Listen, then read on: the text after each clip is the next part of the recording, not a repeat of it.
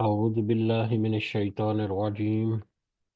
بسم الله الرحمن الرحيم. رب اشرح لي صدري ويسر لي أمري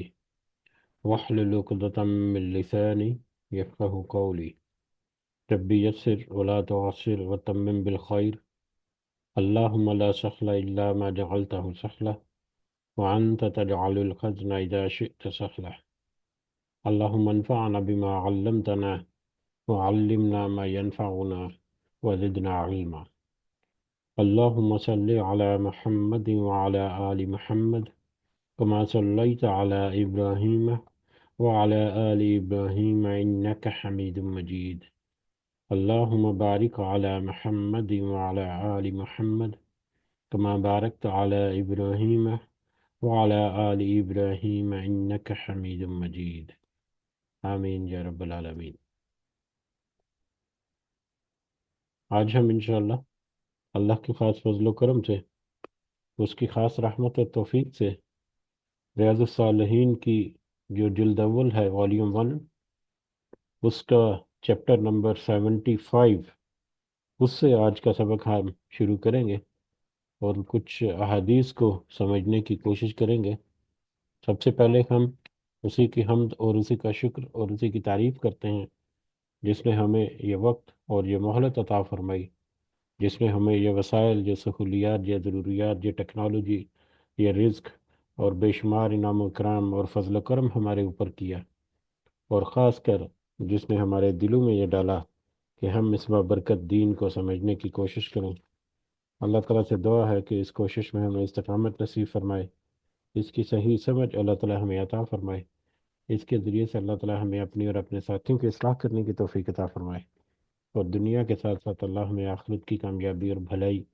اور اپنا خاص فضل و کرم ہمارے شامل حال رکھے۔ آمین یا رب العالمین۔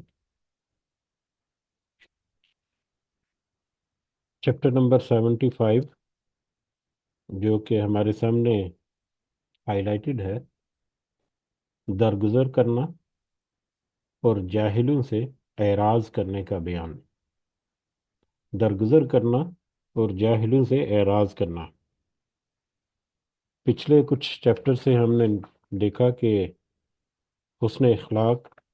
یا ایک انسان میں جو خوبیاں ہیں یا انسان کی جو اچھائیاں ہیں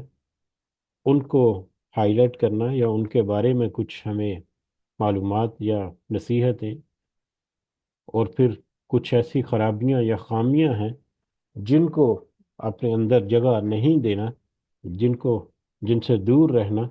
اس بارے میں ہم کچھ مختلف آیات اور احادیث دیکھ رہے ہیں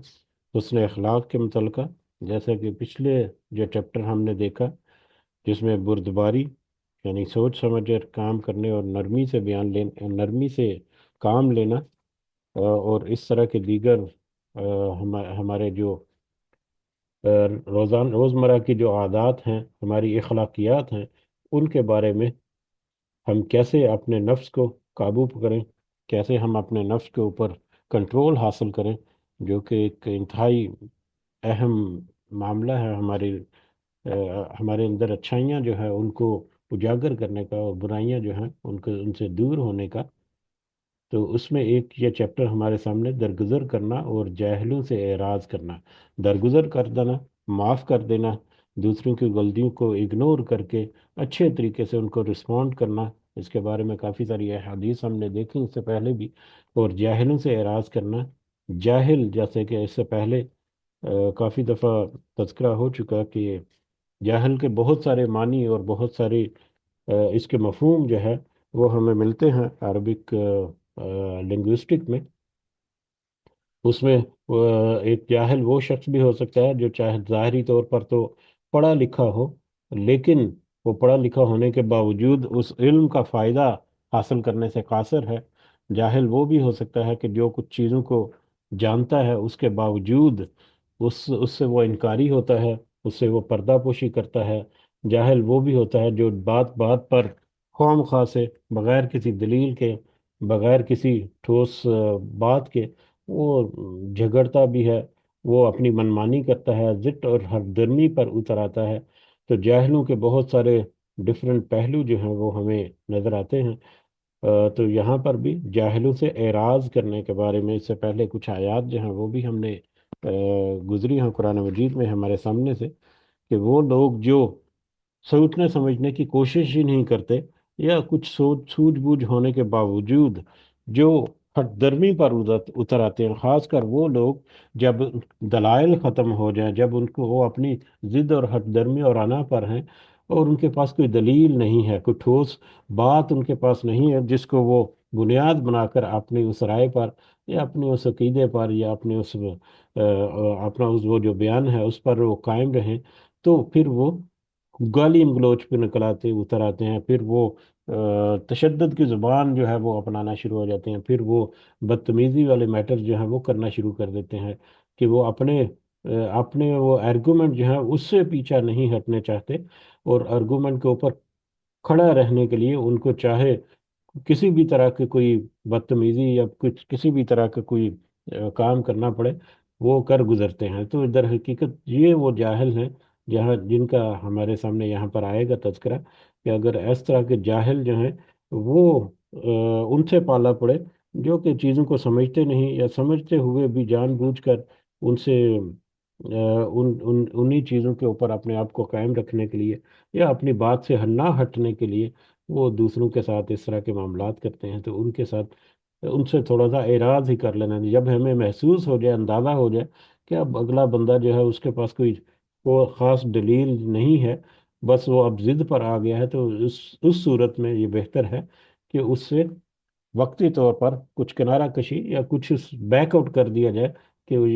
مطلب اس کو اب یہ بھی نہیں کہنا کہ تم تو جاہل ہو، کہ بس میں تم سے بات نہیں کرتا۔ وہ بیک آؤٹ کرنا جو ہے وہ بھی ایک بڑے خاص انداز میں اور بڑی حکمت کے ساتھ ہوتا ہے، وہ بھی حسن اخلاق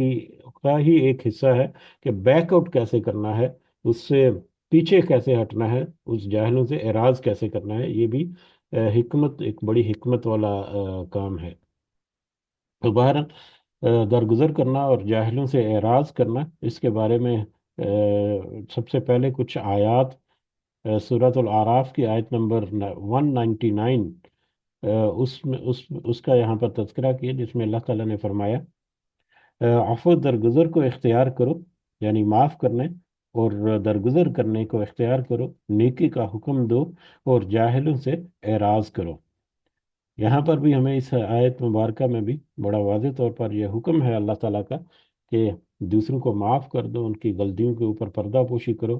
اور نیکی کا حکم دو، اس کے ساتھ ساتھ تم نیکی کے راستے کی طرف لوگوں کو لانے کی بھی کوشش کرتے رہو، اور جاہلوں سے اعراض کرو، جیسا کہ ابھی تذکرہ ہوا کہ کوئی بغیر دلیل کے کوئی ہٹ درمی پر اتر جائے، تو ایسے شخص سے کنارہ کشی اختیار کرنا، اور یہ کنارہ کشی جو ہے یہ وقتی طور پر ہو سکتی ہے، اگر بعد میں کوئی اچھے موڈ میں ہے، یا کبھی کبھی غصے میں بھی آ کر انسان جو ہے وہ اس طرح سے مطلب معاملات کر جاتا ہے، اچھا خاصا انسان غصہ جو ہے وہ ایک ایسی چیز ہے جو اچھے خاصے انسان کو اس کے اخلاقی قدروں سے بالکل گرا کر پست کر دیتا ہے۔ تو غصے کے اوپر قابو کرنا، کبھی کبھی غصے کی صورت میں ایسی سچویشن بھی ہو سکتی ہے، بعد میں کبھی وہ اچھے موڈ میں ہو، نرم رویے میں ہو، تو اس وقت اس سے دوبارہ سے بات کی جانی چاہیے، لیکن وقتی طور پر جب وہ جہالت جو ہے اس کی وہ سامنے نظر آ رہی ہو، تو اس لیے اس کے بہتر ہے کہ اس سے تھوڑا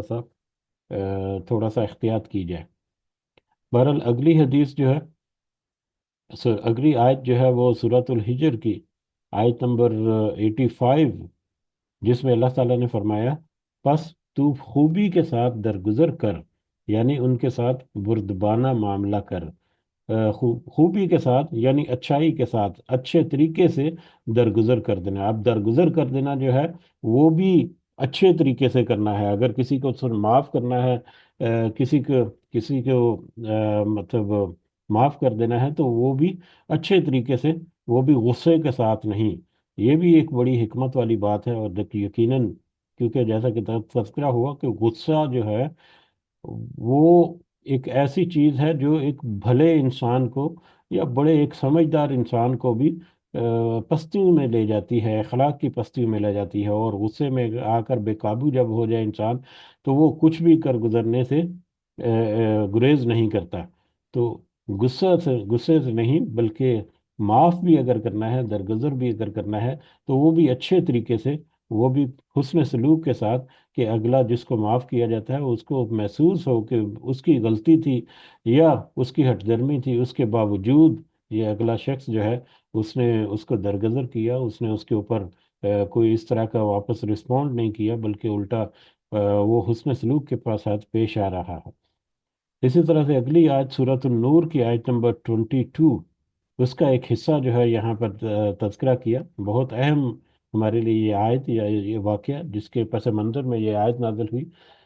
जिसमें अल्लाह ताला ने फरमाया कि चाहिए कि वो माफ़ कर दें और दरगुजर करें। क्या तुम पसंद नहीं करते कि अल्लाह ताला तुम्हारे गुनाह बख्श दे?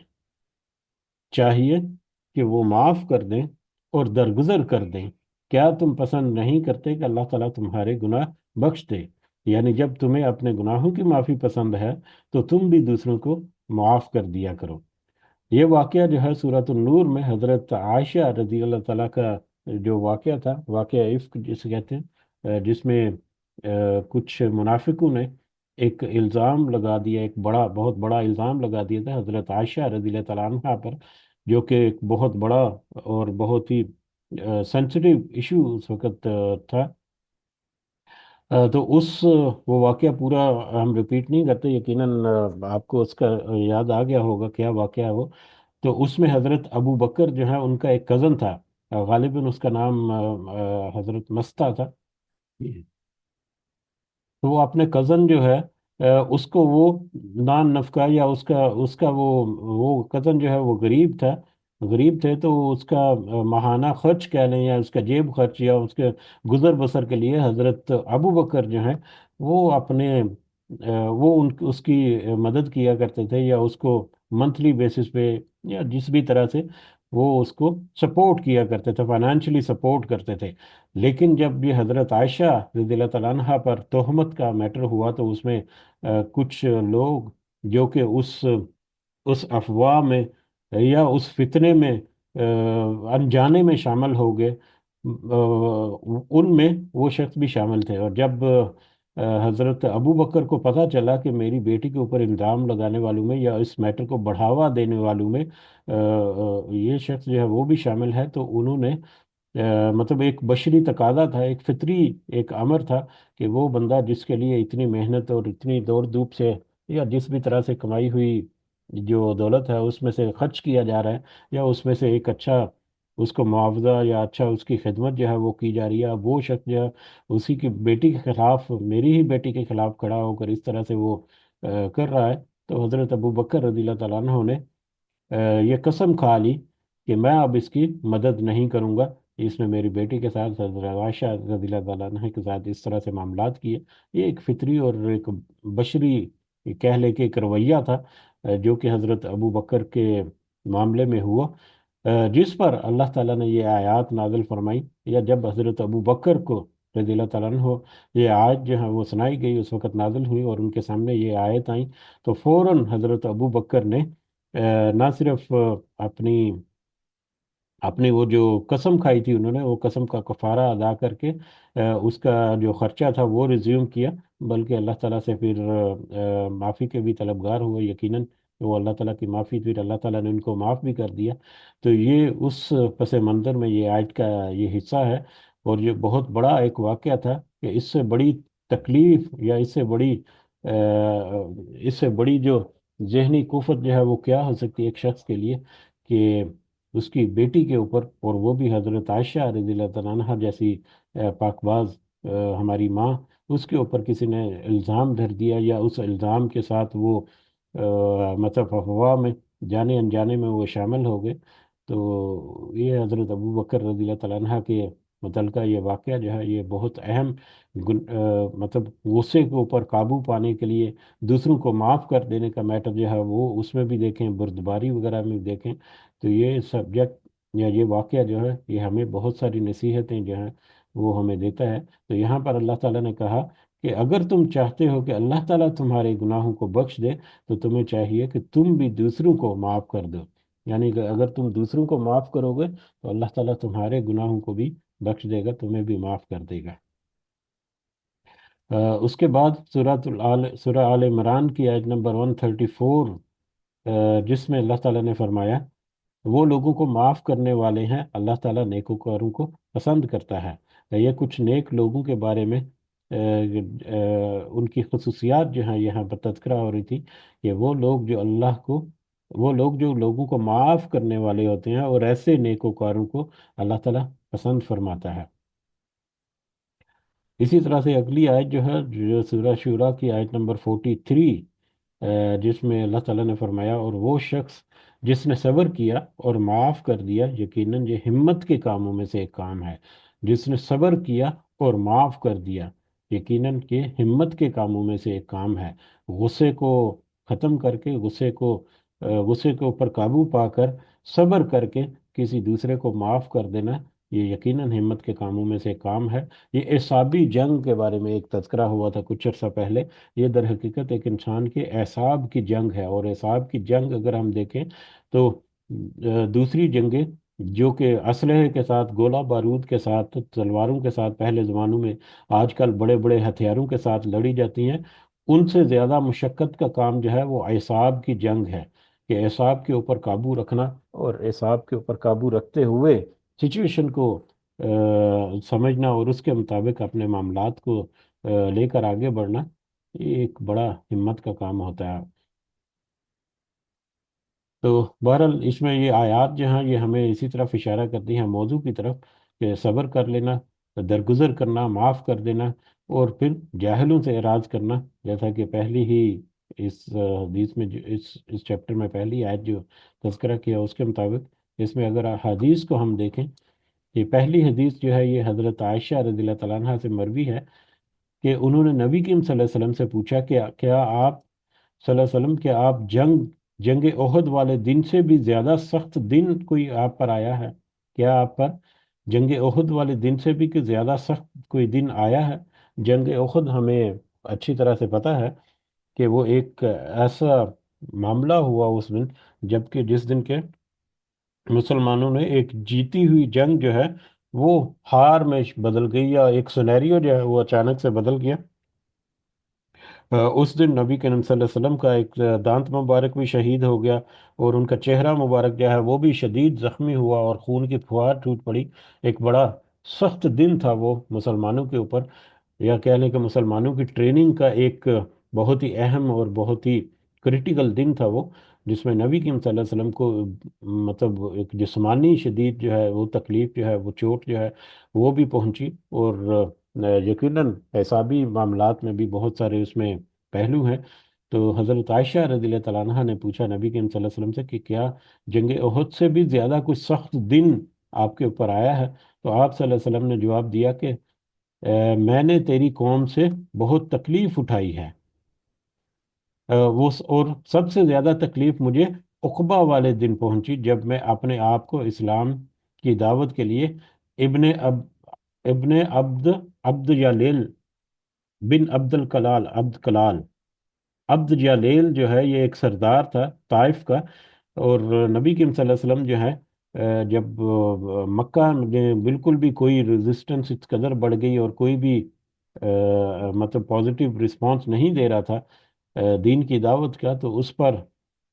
نبی کریم صلی اللہ علیہ وسلم جو ہے وہ طائف تشریف لے گئے، اور یہ واقعہ جو ہے یہ بھی بہت اچھی طرح سے یاد ہوگا، کافی مشہور واقعوں میں سے ایک واقعہ ہے، کہ طائف تشریف لے گئے، اور وہاں پر جو بڑے بڑے سردار ہیں ان کے اوپر اپنی دعوت جو ہے وہ پیش کی، لیکن ان سرداروں نے بجائے اس کے کہ وہ تھوڑا سا اس کے اوپر سوچ بوجھ سے کام لیتے، انہوں نے نہ صرف انکار کر دیا بلکہ الٹا مخالفت بھی کی، اور نبی کریم صلی اللہ علیہ وسلم کے اوپر یعنی کہ پتھراؤ بھی کیا، اور ان کو وہاں سے واپس دھکیل دیا، اور وہاں سے بھی پھر وہ زخمی حالت میں واپس پہنچے۔ تو یہ اس واقعے کا یہاں پر تذکرہ ہے، کہ نبی کریم صلی اللہ علیہ وسلم کہتے ہیں کہ سب سے زیادہ تکلیف مجھے اس عقبہ والے دن پہنچی، جب میں نے اپنے آپ کو اسلام کی دعوت کے لیے ابن عبد جالیل بن عبد کلال کہ پر پیش کیا، جو طائف کا ایک بڑا سردار تھا۔ اس نے میری دعوت کو جو میں چاہتا تھا قبول نہیں کیا، تو میں وہاں سے سخت پریشان ہو کر نکلا۔ کرن ثعالب ایک علاقہ ہے، پر پہنچ کر مجھے کچھ افاقہ محسوس ہوا، تو मैंने सर उठा कर देखा, यानी वो वहां से वापस निकले, उनको वापस धकेल दिया गया और उनके साथ इस तरह से मामला भी किया गया और उनको जख्मी भी कर दिया गया। तो वो कर्न सालब के मुकाम पर जाकर उन्होंने थोड़ा सा कह लें कि थोड़ा सा मतलब रुके। वहां पर थोड़ा सा उनकी परेशानी या उनकी सिचुएशन जो है थोड़ा सा डिफ्यूज हुई और कंट्रोल हुआ जब, तो उन्होंने जब सर उठाया तो देखा एक बदरी ने मुझ पर साया किया हुआ है। मैंने गौर से देखा तो उसमें जिब्राइल अलैहिस्सलाम थे। उन्होंने मुझे आवाज़ दी और फरमाया, अल्लाह ताला ने आप सल्लल्लाहु अलैहि वसल्लम की कौम की वो बात सुन ली जो उन्होंने आपसे की, और वो भी जो उन्होंने आपको जवाब दिया। अल्लाह ताला ने आपकी तरफ पहाड़ों पर मुकर्रर फरिश्ता भेजा है, ताकि आप ताकि आपसे उन लोगों की बाबत जो हुक्म चाहें आप उसे सादर फरमाएं। फिर मुझे पहाड़ों के फरिश्ते ने आवाज़ दी और मुझे सलाम किया और कहा, ए मोहम्मद सल्लल्लाहु अलैहि वसल्लम, बेशक अल्लाह ताला ने आपकी कौम की गुफ्तगू जो आपसे हुई सुन ली, और मैं पहाड़ों पर मुकर्रर फरिश्ता हूँ। मुझे मेरे रब ने आप सल्लल्लाहु अलैहि वसल्लम की खिदमत आपकी तरफ भेजा है, ताकि आप मुझे अपने मामले में हुक्म दें। बस आप क्या चाहते हैं? अगर आप चाहें तो मैं इन दो पहाड़ों के दरमियान पीस कर रख दूं, मैं उन्हें इन दो पहाड़ों के दरमियान पीस कर रख दूं। नबी करीम सल्लल्लाहु अलैहि वसल्लम ने फरमाया, ऐसा ना करो, बल्कि मुझे उम्मीद है कि अल्लाह ताला उनकी पुश्तों में से ऐसे लोग पैदा फरमाएगा जो सिर्फ एक अल्लाह की इबादत करेंगे और इसके साथ किसी को शरीक नहीं ठहराएंगे। अब ये उकबा वाला दिन जिसका नबी करीम सल्लल्लाहु अलैहि वसल्लम ने यहाँ पर तज़किरा किया, कि वो दिन जिसमें नबी करीम सल्लल्लाहु अलैहि वसल्लम को शदीद जिस्मानी और ज़हनी कैफियत से तकलीफ से गुजरना पड़ा, और इस हालत में उसको उनको वहाँ पर वापस निकल जाने पर मजबूर कर दिया, और उनको वहाँ पर जिस्मानी तकलीफ भी पहुंचाई शदीद तरह की, कि वो उसके बावजूद एक पहाड़ों का फरिश्ता जिसको अल्लाह ताला ने भेजा नबी करीम सल्लल्लाहु अलैहि वसल्लम को, कि जाके मोहम्मद सल्लल्लाहु अलैहि वसल्लम जो है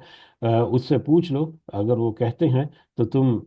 मतलब जो भी वो कहेंगे उसके मुताबिक तुम अपना कर देना। और मोहम्मद जो कि एक अजीम शान कायनात की हस्ती है, इंसानों में से सबसे अजीम शान एक हस्ती जो है, वो कैसे वो चाहेगी कि किसी के ऊपर उनकी अपनी ज़ाती अना और उनकी अपनी ज़ाती कोई कोई तकलीफ उनको किसी ने पहुंचाई तो उसके ऊपर वो किसी से बदला लें। तो उन्होंने कहा, इस कदर शदीद तकलीफ होने के बावजूद, पहुंचाई जाने के बावजूद, उन्होंने मतलब दरगुजर से काम लिया,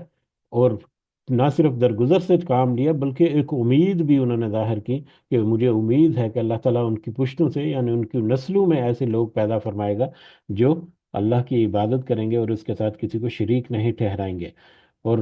देखें कि आज कैसे ताइफ जो है मक्का के साथ एक खूबसूरत शहर के तौर पर आज भी वो आबाद है, और वहाँ पर आज भी इस्लाम का दौर दौरा है। तो किस तरह से नबी करीम सल्लल्लाहु अलैहि वसल्लम ने उस मामले में जबकि उनको शदीद तकलीफ जो है वो पहुंचाएगी, उनके पास पूरी तरह से ऑप्शन भी था कि अगर वो चाहते तो उस पूरी बस्ती को नेस्तो नाबूद करवा सकते थे, और उसके फिर ऊपर फिर अल्लाह ताला की पकड़ या अल्लाह ताला की कोई इस तरह से मामला भी ना होता, क्योंकि अल्लाह ताला ने खुद एक ऑप्शन फरिश्ते के जरिए से भेजी कि आप अगर चाहें तो इनके साथ किसी भी तरह का मामला कर सकते हैं। लेकिन नबी करीम सल्लल्लाहु अलैहि वसल्लम ने अपनी दरगुजर वाली सिफ्त जो है अपनी उसको पेश पेश रखा, और उनको ना सिर्फ माफ कर दिया बल्कि पूरी उम्मीद भी हुए कि अल्लाह ताला इनमें से अच्छे लोग जो है वो भी जरूर पैदा फरमाएगा। तो इस तरह की इससे पहले हजरत अबू बकर रज़ियल्लाहु ताला अन्हो का जो वाकया जो सूरह नूर की आयत नंबर 22 के कंटेक्स्ट में हमने देखा, और फिर नबी करीम सल्लल्लाहु अलैहि वसल्लम का ये उसवा एक एक बहुत बड़ी मिसाल के तौर पर हमारे सामने है। हम तो छोटे छोटे मामलात में, बिल्कुल हल्के फुल्के मामलात में एक दूसरे के साथ हम जिसको कहते हैं कि मरना जीना जो है वो ख़त्म कर बैठते हैं। बहुत इतने बड़े बड़े मामलात भी नहीं होते, फिर उसके बावजूद हम एक दूसरे के ऊपर इल्ज़ाम धरते हैं और एक दूसरे के ऊपर ज़बान तराशी करते हैं, और पता नहीं क्या क्या होता है। अल्लाह ताला हमें तौफीक दे कि हम कुछ थोड़ा बहुत तो इन चीज़ों को समझ कर उनके मुताबिक अपनी इस्लाह कर सकें। उम्मीद भी है कि अल्लाह ताला ज़रूर हमें इस बात की नसीहत हमारे दिलों में डाले, और हमें ये भी तौफीक दे कि हम दूसरों को भी इसकी तरफ तवज्जो दिला सकें। ये हमारे रोज़मर्रा के मामूलात में ये बहुत अहम मामलात होते हैं। اسی طرح سے اگلی حدیث جو ہے، آ، یہ بھی حضرت عائشہ رضی اللہ تعالیٰ عنہ سے روایت ہے کہ رسول اللہ صلی اللہ علیہ وسلم نے کبھی کسی چیز کو، عورت کو اور نہ ہی خادم کو ہاتھ سے مارا۔ نبی کریم صلی اللہ علیہ وسلم نے کبھی کسی چیز کو، کسی عورت کو اور نہ ہی کسی غلام کو ہاتھ سے مارا۔ ہاں مگر اللہ، جب آپ صلی اللہ علیہ وسلم اللہ کی راہ میں جہاد کرتے، جس میں آپ یقیناً دشمن کو مارتے تھے، یعنی جہاد جب اللہ کے راستے میں قتال میں جب نکلے ہوئے ہیں، تو جنگ کے دوران تو یقیناً اس طرح کا معاملہ جو ہے وہ ہوتا ہے۔ اور ایسا بھی کبھی نہیں ہوا کہ آپ کو کسی طرف سے کوئی تکلیف پہنچی ہو اور آپ صلی اللہ علیہ وسلم نے تکلیف پہنچانے والے سے بدلہ لیا ہو۔ ہاں اگر اللہ کے محارم میں سے کسی چیز کی ہتک کی جاتی تو آپ صلی اللہ علیہ وسلم یقیناً اللہ کے لیے انتقام لیتے، یعنی مرتکب حرام کو سزا دیتے۔ یہ مسلم کی حدیث ہے۔ یعنی نبی کریم صلی اللہ علیہ وسلم کا ایک ذاتی اسوہ جو ہے، اس کا یہاں پر تذکرہ کہ آپ نے کسی کو، کبھی کسی عورت کو، نہ ہی کسی غلام کو مارا، نہ ہی غصے ہوئے۔ اس کی تو بہت ساری مثالیں جو ہیں وہ ملتی ہیں، جس میں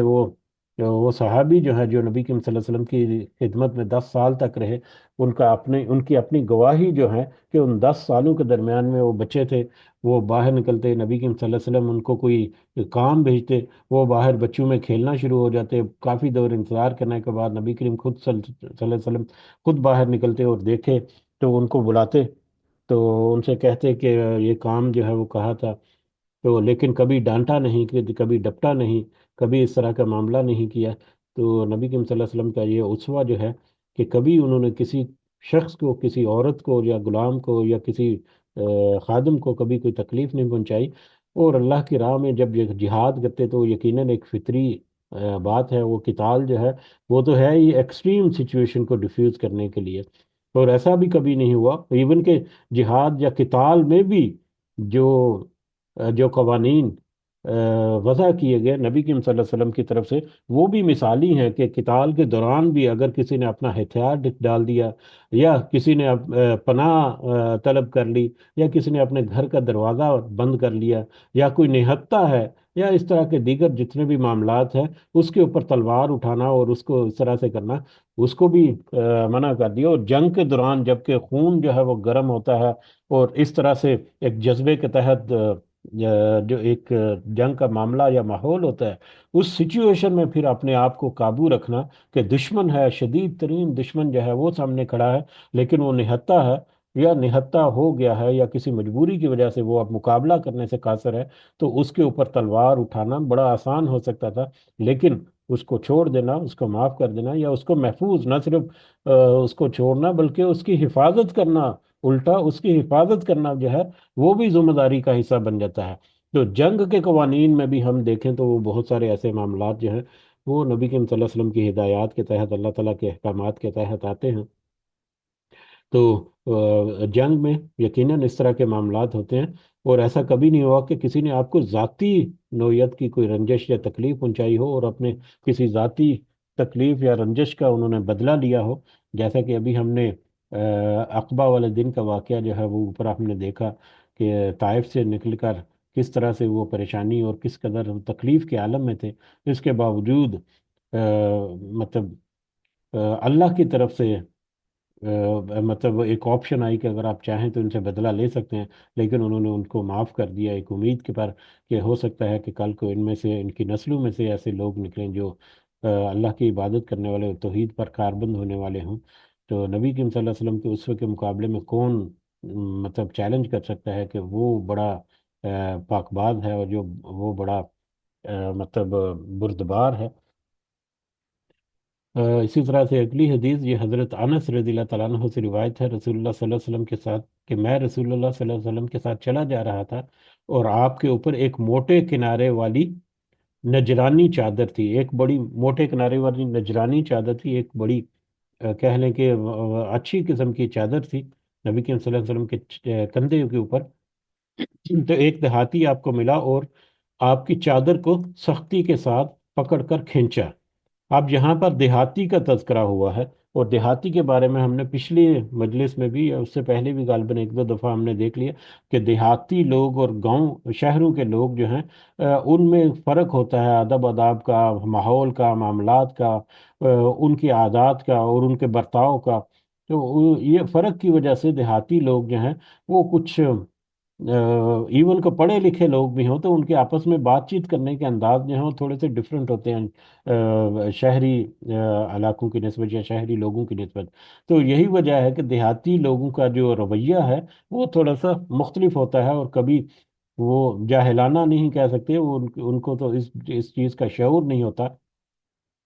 تو بہرحال یہ دیہاتی تھا جس نے نبی کریم صلی اللہ علیہ وسلم کی چادر کو سختی کے ساتھ پکڑ کر کھینچا۔ یہ ہوتا ہے کبھی پاس آ کر کھڑے ہو گئے ہیں تو کبھی اس کا ہاتھ جو ہے وہ پکڑ کر اس کو زور سے دبا لیا، کبھی کندھے کے اوپر پکڑ کر زور سے اس کو جھٹکا دیا، یا یہ اسی طرح کا ایک طریقہ کہہ لیں کہ نبی کریم صلی اللہ علیہ وسلم کی جو چادر تھی جو کہ آپ کے کندھے مبارک کے اوپر تھی، تو اس نے اس کو زور سے پکڑ کر کھینچ کے رکھا جب تک وہ بات کر رہا تھا یا جو جتنی بھی دور وہ کھڑا رہا۔ تو پس میں نے نبی کریم صلی اللہ علیہ وسلم کے کندھے مبارک کی طرف دیکھا، تو وہ چادر کے کنارے سختی چادر کے کنارے سختی کے ساتھ کھینچے جانے کی وجہ سے اس میں نشان پڑ گئے تھے، یعنی وہ چادر کا کنارہ جو ہے سخت ہوتا ہے، تو وہ اس نے اس قدر زور سے اس کو کھینچا ہوا تھا کہ نبی کریم صلی اللہ علیہ وسلم کا کندھا مبارک جو ہے اس کے اوپر اس چادر کے نشان پڑ گئے۔ پھر اس دیہاتی نے کہا، اے محمد صلی اللہ علیہ وسلم، تیرے پاس جو اللہ کا مال ہے اس میں سے میرے لیے بھی کچھ حکم دے، یعنی کچھ اس نے مدد کی درخواست کی نبی کریم صلی اللہ علیہ وسلم کو۔ تو آپ صلی اللہ علیہ وسلم اس کی طرف متوجہ ہوئے اور مسکرائے، اور پھر آپ صلی اللہ علیہ وسلم نے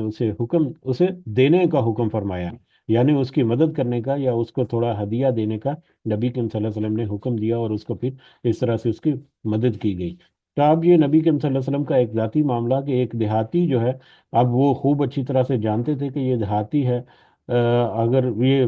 اپنے رویے میں کچھ اس طرح کے معاملات کرے گا تو مطلب اس کے بس کی بات ہی نہیں۔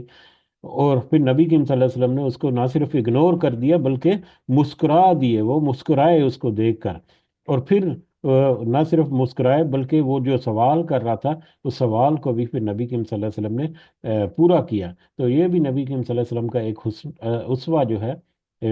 بہترین اخلاق نبی کریم صلی اللہ علیہ وسلم کا، اس میں سے ایک بات ہمارے سامنے آئی کہ کسی شخص نے ہمارے ہاں تو کوئی ایسا اگر کر دے تو اس کے اوپر غصے سے اس کو رسپونڈ کر دیا جاتا ہے، اور اکثر جو ہے وہ بڑا شدید ایک سچویشن جو ہے وہ کریٹ ہو جاتی ہے۔ لیکن نبی کریم صلی اللہ علیہ وسلم نے کس طرح سے اس سچویشن میں نہ صرف اس کو کچھ کہا نہیں بلکہ الٹے اس سے مسکرا کر اس کو رسپونڈ کیا۔ اگلی حدیث یہ حضرت ابن مسعود رضی اللہ تعالیٰ عنہ سے روایت ہے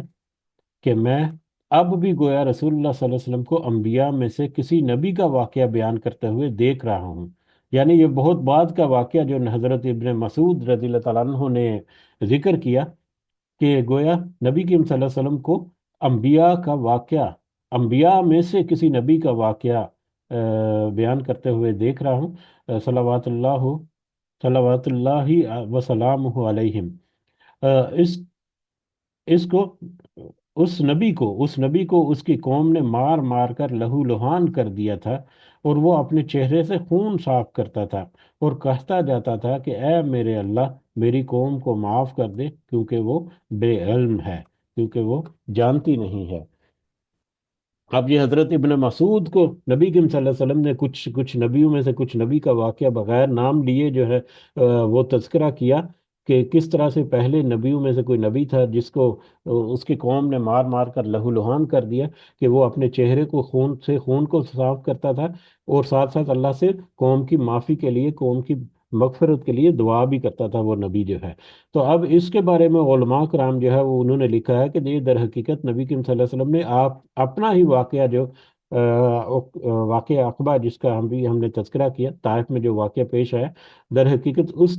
وہ واقعہ یا اس طرح کے واقعے کا انہوں نے تذکرہ کیا ہے بغیر نام لیے کہ میرے ساتھ میری قوم کے یہ جو لوگ ہیں، طائف کے لوگ یا یہ والے جو لوگ ہیں، انہوں نے میرے ساتھ اس طرح سے معاملہ کیا، اس کے باوجود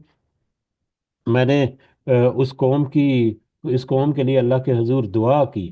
تو علماء کے خیال میں اس کا لب لباب یہ ہے کہ نبی کریم صلی اللہ علیہ وسلم نے یہ مناسب نہیں سمجھا کہ وہ لوگ جو یا تو ایمان لے آئے ہیں یا بعد میں قریب ایمان لانے والے ہیں یا کبھی بھی وہ ایمان لے آئیں گے، تو جب ان کے بارے میں ان جہالت کے دور میں یا ان کی لا علمی کے دور میں اگر ان سے کوئی غلطی ہوئی ہے تو اس غلطی کو دہرا کر ان کو باور کرایا جائے، تو اس سے بھی ایک نیگیٹیوٹی جو ہے وہ سامنے آتی ہے۔ تو بجائے اس کے کہ اس کا نام لے کر نبی کریم صلی اللہ علیہ وسلم نے تذکرہ کیا ہو، وہ دوسروں کو ترغیب دینے کے لیے پچھلے کسی انبیاء کے بارے میں تذکرہ کر کے وہ مطلب مطلب اس واقعے کا تذکرہ کرتے کہ وہاں پر اس نبی کی کیفیت اس ایسی کر دی گئی کہ وہ خون میں لت پت تھا، لیکن اس کے باوجود وہ اللہ سے اپنی قوم کی معافی کی درخواست جو ہے وہ کرتا رہا۔ تو یہ بھی ایک بہت بڑا ہمارے لیے ایک سبق ہے، بہت ہی اہم ہمارے لیے سبق ہے کہ کسی نے اگر تکلیف پہنچائی ہے، ہمارے ہاں یہ اکثر ہوتا ہے جانے انجانے میں، اگر کس نے کوئی اس طرح سے معاملہ کر دیا، کوئی تکلیف پہنچا دی یا کوئی بات ایسی کر دی، بعد میں بالفرض اگر صلح بھی ہو گئی ہے، بڑے اچھے معاملات بھی ہیں، اس اچھے تعلقات میں بھی اگر ہم اپنے اس لا علمی یا جہالت کے دور میں جو اس نے رویہ ایسا کیا تھا اس کو دوسروں کے سامنے تذکرہ کریں، تو وہ جو محبت جو اب پیدا ہو چکی ہے وہ تو نفرت میں بدل سکتی ہے، وہ تو دشمنی میں بدل سکتی ہے، وہ تو نیگیٹو جذبات جو ہے وہ اپنے اندر سمو سکتی ہے۔ تو اس لیے یہ ایک بہت اہم رہنمائی ہے ہماری اس حدیث کے ذریعے سے کہ دوسروں کو ترغیب دینے کے لیے اگر کوئی ایسے معاملات کا تذکرہ اگر کرنا بھی ہو تو پھر نام جو ہے کہ خاص کر کسی کی نیگیٹو چیزیں جو ہیں یا کسی کے گناہ جو ہے یا اس طرح کے معاملات کوٹ کر کے اگر کسی کو ترغیب دینی ہے یا کسی کی اصلاح کی کوشش کرنی ہے، تو بغیر نام لیے اس کے بارے میں بات کی جائے یا اس طرح کے واقعات کا تذکرہ کر کے کچھ ترغیب دینے کی کوشش کی جائے، تو ایک تو یہ بھی ہمیں اس میں ملتا ہے، اور دوسرا نبی کریم صلی اللہ علیہ وسلم کا حسن خلوص جو ہے وہ بھی ہمیں اس حدیث سے پتہ چلتا ہے کہ کس طرح سے ایک اتنا بڑا واقعہ تھا جو وہ محسوس کرتے رہے، لیکن کبھی انہوں نے کسی کو باور نہیں کرایا کہ میرے ساتھ تم لوگوں نے دیکھو کہ اس طرح سے کیا تھا۔ تو یہ حدیث جو ہے یہ بھی ہمیں مختلف پہلوؤں سے کچھ ہمیں نصیحت جو ہے وہ ہمارے سامنے رکھتی ہے۔ اگلی حدیث جو ہے یہ حضرت ابو ہریرہ رضی اللہ تعالیٰ عنہ سے روایت ہے، رسول اللہ صلی اللہ علیہ وسلم نے فرمایا، طاقتور وہ نہیں جو بچھاڑ دے، اصل طاقتور تو پہلوان اصل طاقتور یا اصل پہلوان تو وہ ہے جو غصے کے وقت میں اپنے نفس پر قابو رکھے۔ اصل طاقتور وہ نہیں جو بچھاڑ دے، جو اپنی طاقت کے نشے میں یا اپنے زور بازو سے دوسرے کو نیچے گرا دے، بلکہ اصل طاقتور تو وہ ہے جو اپنے اعصاب پر قابو پر کے اپنے اعصاب پر قابو رکھے۔ اور اعصاب پر قابو رکھنا جیسا کہ تذکرہ ہوا، در حقیقت یہ ایک بڑی ہمت اور بڑے حوصلوں میں سے ایک کام ہے۔ جیسا کہ مجھے یاد ہے مطلب ہم جب چھوٹے تھے ہماری ٹیکسٹ بک میں ایک اردو کی ٹیکسٹ بک میں غالباً ایک چھوٹی سی کہانی ہوتی تھی کہ ایک بچہ رو رہا تھا، اور ایک پہلوان جو ہے اس کو مطلب کسی نے کہا کہ اس بچے کو اگر تم اتنے ہی طاقتور ہو تو اس بچے کو چپ کراؤ ذرا۔ تو وہ بچہ جو ہے وہ رو رہا ہے، بلک بلک کا رو رہا ہے، وہ پہلوان نے بڑے غصے سے اس کو کہا کہ چپ کر جا۔ بچہ جو ہے وہ چپ کرنے کے بجائے اور تھوڑا سا رونے لگ گیا۔ اس نے تھوڑا اور سختی سے کہا، وہ اور سہم گیا اور رونے لگ گیا، پھر اور سختی سے کہا۔ اتنے میں ایک چھوٹی بچی آئی، اس نے اس بچے کو گود میں اٹھایا اور اس سے پیار سے اس کو دلاسا دینے لگی یا پیار اس کے ساتھ جو کرنے لگی، تو وہ بچہ جو ہے خاموش ہو گیا۔ تو وہ ایک سٹوری کے طور پر ہم نے وہ پڑھی تھی، مجھے یاد پڑتا ہے کہ محبت جو ہے یا حسن سلوک جو ہے وہ در حقیقت بڑی طاقت ہے۔ یہ دوسرے جو معاملات ہے یا غصہ جو ہے وہ طاقت نہیں، وہ تو بلکہ کمزوری ہے۔ تو یہ اسی طرح کا ایک کہہ لیں کہ یہ معاملہ ہے کہ اصل جو طاقتور ہے وہ ہے جس نے اپنے نفس کے اوپر قابو پا لیا، جس نے اپنے اعصاب کو قابو پا لیا، یا جس نے اعصاب کی جنگ جیت لی، در حقیقت وہ مضبوط اور طاقتور اور توانا شخص ہے۔ کیونکہ جب وہ غصے میں ہوتا ہے، جب وہ طاقت کے نشے میں ہوتا ہے، تو وہ تلوار کی ضرب دے کر مطلب قتل کر دینا یا کسی کو اس طرح سے چوٹ بنا کر تکلیف پہنچا کر اس سے وقتی طور پر تو ضرور ایک غصہ جو ہے وہ ٹھنڈا ہو سکتا ہے، یا وقتی طور پر وہ معاملات کچھ ہو سکتے ہیں، لیکن اس کا نیگیٹو اثر جو ہے وہ بہت دور تک جاتا ہے۔ تو اس لیے ایسی سچویشن میں غصے کی حالت میں اپنے اپنے اعصاب پر، اپنے نفس پر قابو پا کر اپنے آپ کو اس سچویشن کو ڈیفیوز کرنا، یہ ہمت اور طاقت، ہمت اور ہمت کے کاموں میں سے ایک کام ہے، جیسا کہ ابھی ہم نے اوپر آیت میں بھی دیکھا تھا۔ بہرحال یہ چیپٹر ختم ہوا، اگلا چیپٹر اس میں ایک ہی حدیث ہے اور ایک ہی آیت ہے، اس کو بھی ہم دیکھ لیتے ہیں کیونکہ وہ بھی اسی موضوع کے متعلقہ ہے۔ چیپٹر نمبر 76، تکلیفیں برداشت کرنے کا بیان۔ اور یہ تکلیفیں بھی وہی تکلیفیں ہیں جیسا کہ ابھی ہم نے آخری حدیث میں دیکھا، کہ جس نے اپنے نفس کے اوپر قابو پا لیے، در حقیقت وہ ہے جو اس تکلیف کو برداشت کر رہا ہے۔ تو تکلیف برداشت کرنا یعنی اعصابی جو جنگ ہے، اعصاب کی تکلیف جو ہے اس کو برداشت کرنا، اپنے اعصاب پر قابو پانا، یہ در حقیقت اس تکلیف کی طرف اشارہ ہے، جس میں سورہ آل عمران کی آیت نمبر 134 کا حوالہ دیا گیا، کہ غصے کے پی جانے والے اور لوگوں کو معاف کر دینے والے ہیں۔ یعنی وہ نیک لوگ جو ہیں، وہ غصے کو پی جانے والے اور لوگوں کو معاف کر دینے والے ہیں، ایسے لوگ اللہ تعالیٰ ایسے نیکوکاروں کو پسند فرماتا ہے۔ غصوں کو پی جانے والے اور لوگوں کو معاف کر دینے والے لوگوں کو اللہ تعالیٰ پسند فرماتا ہے۔ اسی طرح سے اگلی سورہ شورہ کی آیت نمبر 43، اور جس نے صبر کیا اور معاف کر دیا، بے شک یہ ہمت کے کاموں میں سے ایک کام ہے۔ ابھی اس سے پہلے بھی اس آیت مبارکہ کا تذکرہ ہوا تھا۔ اور اس میں اگر حدیث دیکھیں تو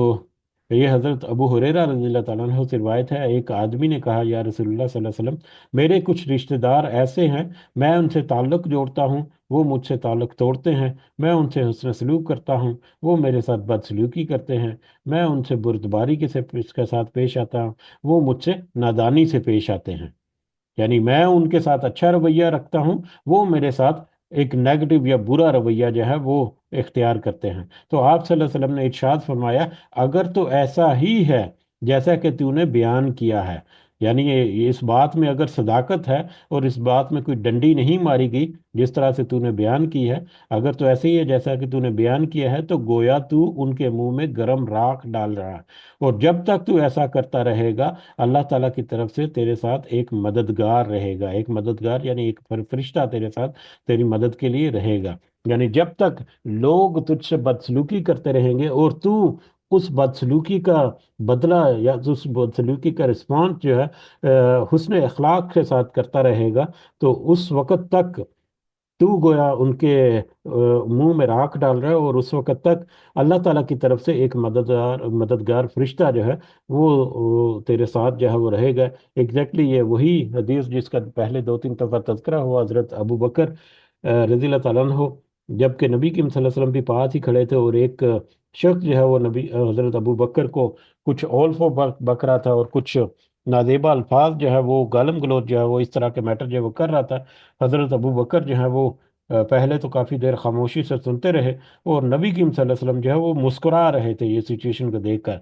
کہ ایک وقت آیا کہ حضرت ابو بکر جو ہے رضی اللہ تعالیٰ عنہ، انہوں نے بھی کچھ رسپونڈ کیا، کچھ سخت الفاظ جو ہیں وہ کہے اس کے جواب میں، جس پر نبی کریم صلی اللہ علیہ وسلم جو ہے ان کے چہرے کے تاثرات جو ہے وہ بدلے اور وہ وہاں سے چل دیے۔ تو حضرت ابو بکر جو ہے رضی اللہ تعالیٰ عنہ، وہ بھی نبی کریم صلی اللہ علیہ وسلم کے پیچھے ہو لیے، اور ان کو جا کر کہا کہ حضور، جب میرے ساتھ وہ اس طرح سے گالم گلوچ کر رہا تھا تو آپ مسکرا رہے تھے، اور جب میں نے اس کا جواب دیا تو آپ وہاں سے چل دیے۔ نبی کریم صلی اللہ علیہ وسلم نے کہا کہ جب تک وہ تمہارے ساتھ اس طرح سے کر رہا تھا، اور تم جو ہے وہ وہاں اس کی باتوں کو صبر کے ساتھ سن رہے تھے، اس وقت تک ایک فرشتہ کھڑا تھا جو کہ تمہاری باتوں کا جو جواب دے رہا تھا۔ جیسے ہی اس کی رسپانس تم نے رسپانس دیا تو وہ فرشتہ وہاں سے چلا گیا۔ تو اس طرح کے معاملات جو ہیں یہ عام انسانوں کے ساتھ بھی اس طرح سے ہیں، کہ جب تک کوئی اس طرح کے معاملات سے کرتا ہے اور اس کے جواب میں حسن خلوق سے جب رسپونڈ کیا جاتا ہے، تو ایسی صورت میں اللہ تعالیٰ کی طرف سے خاص مدد جو ہے وہ اس انسان کے شامل حال ہوتی ہے، اور وہ مدد جو ہے وہ اس وقت تک رہتی ہے جب تک کہ وہ حسن سلوک پر قائم رہتا ہے۔ اگر وہ حسن سلوک سے ہٹ جائے تو یقیناً اللہ تعالیٰ کی وہ مدد جو ہے وہ بھی اس سے ہٹ جاتی ہے۔ تو یہ ہمارے روزمرہ کے معاملات میں، اور یہ حدیث تو خاص کر ہمارے روزمرہ کے معاملات کی طرف بہت اہم اشارہ کرتی ہے۔ ہمارے رشتہ دار، ہمارے یار دوست، دیگر بہت سارے احباب جو ہیں छोटी छोटी बातों के ऊपर अक्सर हम जो है नाराज हो जाते हैं, और ذاتی अना जो है वो उस पर आ जाते हैं। उसके बरक्स हमें इस तरह का रवैया रखना चाहिए। बल्कि सिला रहमी तो असल दर हकीकत सिला रहमी यही है। मुझे लगता है कि गालिबन ये हदीस जो है सिला रहमी के चैप्टर में हम पहले पढ़ चुके हैं। तो सिला रहमी तो दर हकीकत यही है कि कोई तुझसे नाता तोड़े और तू मुझसे नाता जोड़े। सिला रहमी तो यही है। तो ये सिला रहमी की तरफ भी एक बहुत अहम में मामला जो है वो उसकी तरफ इशारा करती है। और अल्लाह ताला की मदद जो है ऐसे लोगों की, उसकी तरफ भी हमें मतलब खबर देती है कि अल्लाह ताला की मदद ऐसे लोगों के शामिल हाल रहती है जो दूसरों के नेगेटिव और दूसरों के बुरे सलूक के नतीजे में या उसके रिस्पॉन्स में कोई अच्छा सलूक या अच्छा रिस्पॉन्स जो है उसने सलूक के साथ जवाब जो है वो देता है। बहरहाल बहुत सारे इसमें इन सारी अहादीस में और आयात में सबक हैं। अगर हम इनको दोबारा से देखें और दोबारा से थोड़ा सा समझने की कोशिश करें तो यकीनन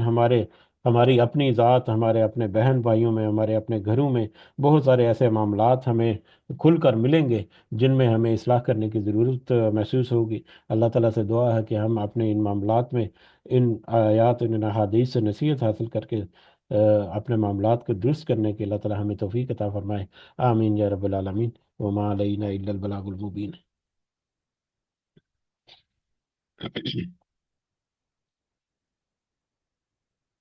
जी, अगर कुछ इजाफा आप करना चाहें तो आप कर सकते हैं। जज़ाकुमुल्लाहु खैरन कसीरा।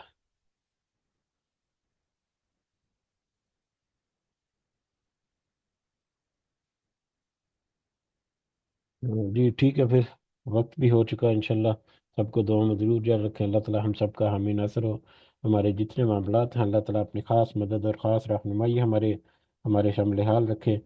हमें अपना हुस्न सलूक जो है, हमें अपना अखलाक को अल्लाह ताला संवारने की भी तौफीक अता फरमाए। हमें अल्लाह ताला ये हिम्मत और तौफीक अता फरमाए कि हम अपने गिरबानों में झांक कर अपने रवैयों की नज़रसानी करें। और उसमें बहुत सारे मामलात हम अगर यकीनन हमें पाएंगे ऐसे, उनमें हमें अपनी इस्लाह करने की, उनमें बेहतरी लाने की अल्लाह ताला हमें तौफीक अता फरमाए। हमारे वालिदैन जो इस दुनिया में हयात हैं अल्लाह ताला उन्हें सेहत से भरपूर ज़िंदगी अता फरमाए। हमारे हमारे दीगर बुज़ुर्ग और दीगर जितने रिश्तेदार और सारे मोमिनीन और मोमिनात जो इस दुनिया से रुखसत हो गए, अल्लाह ताला उन्हें भी से जन्नत और फिरदौस में अला मुकाम अता फरमाए। उनकी बरज़ख की ज़िंदगी को अल्लाह ताला अपनी ख़ास रहमत और अपनी ख़ास शफ़क़त जो है उससे मुनव्वर करे। दीगर मामलात में हमें हमारी कुछ ज़रूरतें हैं, हमारी जो मुशक्क़तें हैं, हमारे कुछ तकलीफ़ें परेशानियाँ वगैरह जो भी हैं,